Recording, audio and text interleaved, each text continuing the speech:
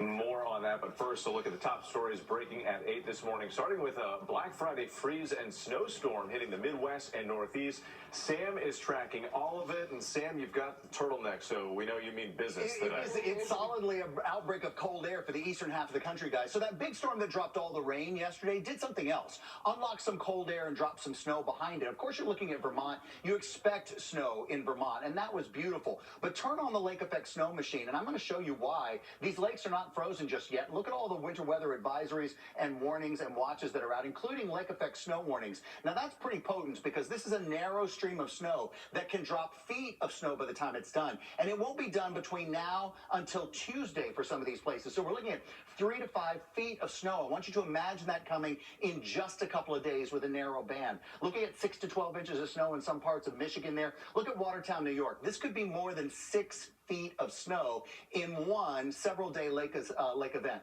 So when you look at the water temperatures here, our water temperatures are in the 40s to 50 degrees. That cold, dry air is coming into the 20s over that. You can hear the sound of it pulling up that moisture and dropping it in the form of snow. Gio?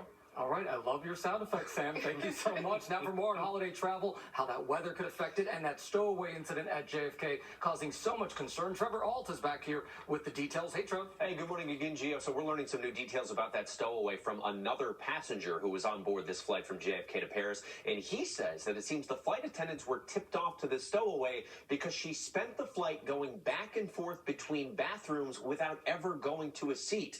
TSA says this stowaway had first slipped past their ID check podium, then went through the metal detectors, then snuck past the Delta agent at the gate to get on board this flight.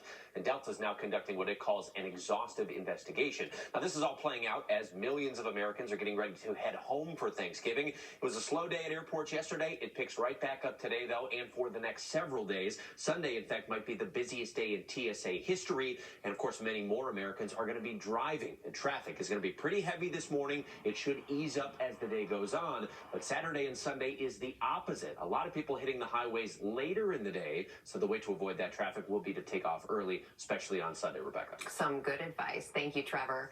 We turn now to a look inside the newly rebuilt Notre Dame. French President Emmanuel Macron touring the Parisian cathedral this morning, 5 years after that devastating fire. Our foreign correspondent Tom Soupy-Burridge is in Paris this morning, and the new images coming out are beautiful. Good morning, Tom. Good morning, Rebecca.